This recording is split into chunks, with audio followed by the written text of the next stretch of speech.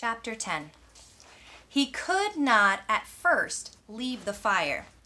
It was so precious to him, so close and sweet a thing, the yellow and red flames brightening the dark interior of the shelter, the happy crackle of the dry wood as it burned, and he could not leave it. He went to the trees and brought in as many dead limbs as he could chop off and carry, and when he had a large pile of them, he sat near the fire, though it was getting into the warm middle part of the day, and he was hot, and broke them into small pieces and fed the fire.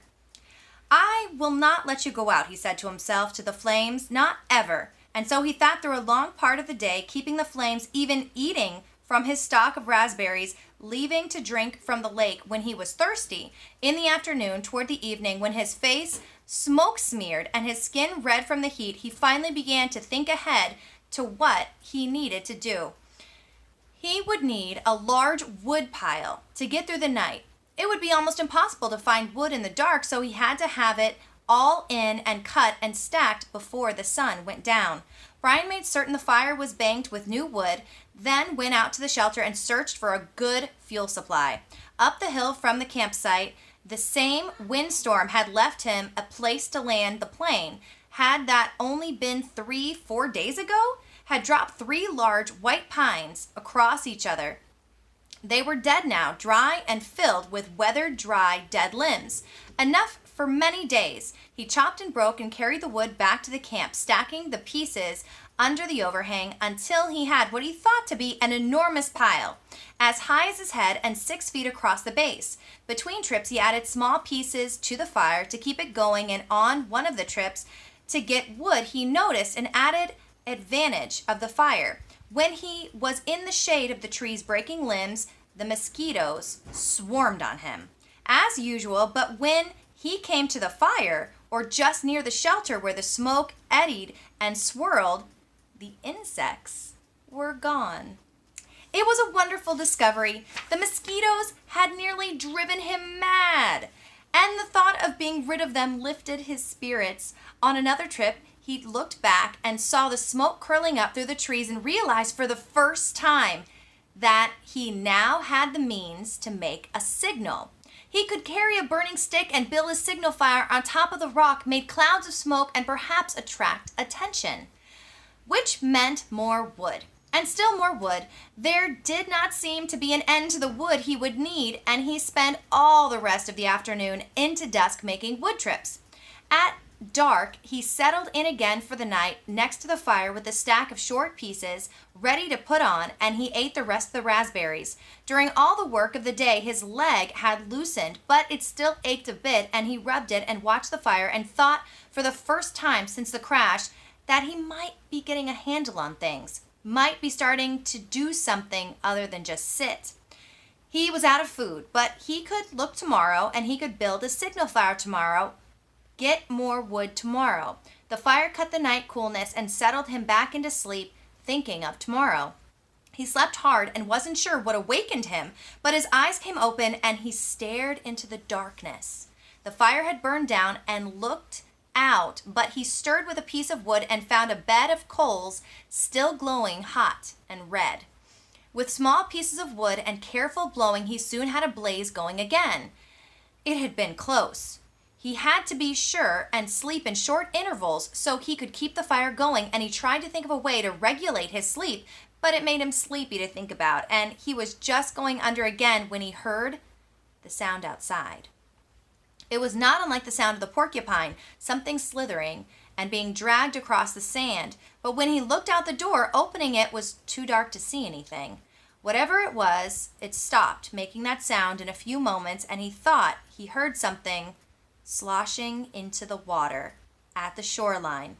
But he had the fire now and plenty of wood, so he wasn't as worried as he had been the night before.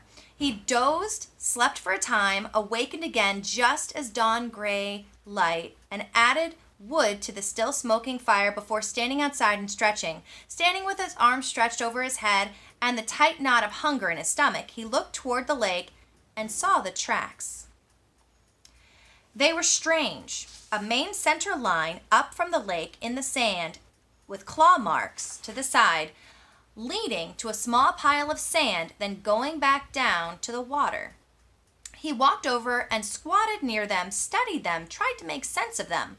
Whatever had made the tracks had some kind of flat, dragging bottom in the middle and was apparently pushing along by the legs that stuck out onto the side, up from the water to a small pile of sand, then back down into the water.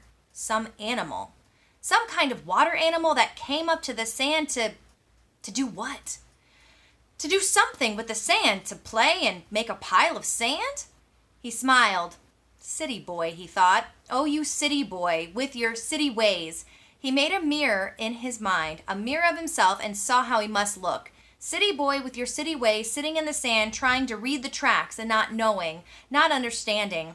Why would anything wild come up from the water to play in the sand? Not that way. Animals weren't that way. They didn't waste time that way. It had come up from the water for a reason, a good reason. He must try to understand the reason. He must change to fully understand the reason himself, or he would not make it. It had come up from the water for a reason, and the reason, he thought, squatting, the reason had to do with the pile of sand. He brushed the top off gently with his hand, but found only damp sand. Still, there must be a reason, and he carefully kept scraping and digging until, about 4 inches down, he suddenly came into a small chamber in the cool, damp sand, and there lay eggs. Many eggs, almost perfectly round eggs, the size of table tennis balls. And he laughed then because he knew it had been a turtle. He had seen a show on television about sea turtles that came up onto beaches and laid their eggs in the sand. There must be freshwater lake turtles that did the same. Maybe snapping turtles. He had heard of snapping turtles. They became fairly large, he thought. It must have been a snapper that came in the night when he heard the noise that awakened him. She must have come then and laid the eggs. Food.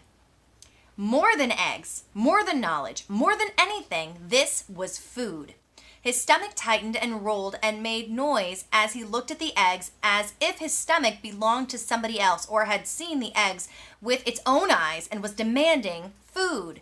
The hunger always there had been somewhat controlled and dormant when there was nothing to eat, but with the eggs came the scream to eat.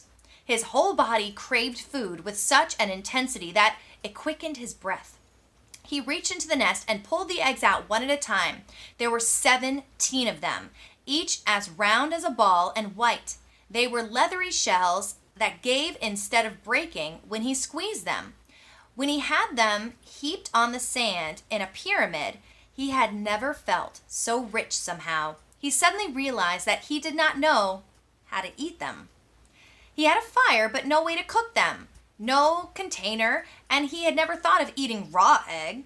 He had an uncle named Carter, his father's brother, who always put an egg in a glass of milk and drank it in the morning. Brian had watched him do it once, just once, and when the runny part of the white egg left the glass and went into his uncle's mouth and down the throat in a single gulp, Brian almost lost everything he had eaten.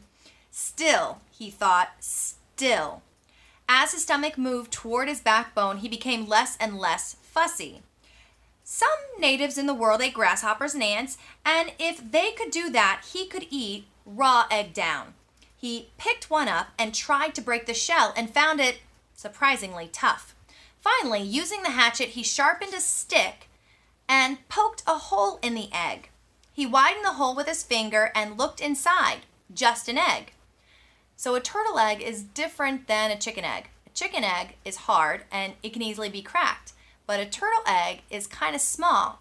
It's soft, so he had to kind of pop it open like a Capri Sun. It had a dark yellow yolk and not so much white as he thought there would be. Just an egg. Food. Just an egg he had to eat. Raw. He looked out across the lake and brought the egg to his mouth and closed his eyes and sucked and squeezed the egg at the same time and swallowed as fast as he could. Ah!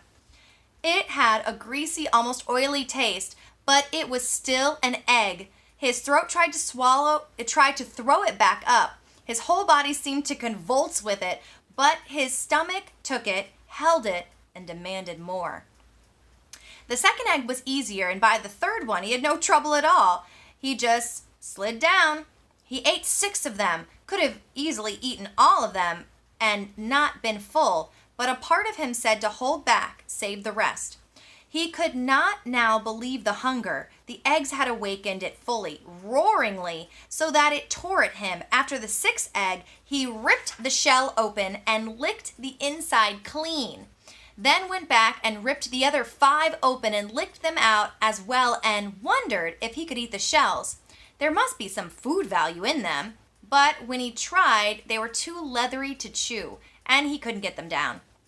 He stood away from the eggs for a moment, literally stood and turned away so that he could not see them. If he looked at them, he would have to eat more.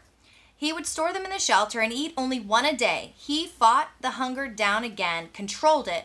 He would take them now and store them and save them and eat 1 a day. And he realized, as he thought, that he had forgotten that they might come. The searchers, surely they would come before he could eat all the eggs at 1 a day. He had forgotten to think about them, and that wasn't good. He had to keep thinking of them, because if he forgot them and did not think of them, they might forget about him. And he had to keep hoping. He had to keep hoping. That was the end of chapter 10.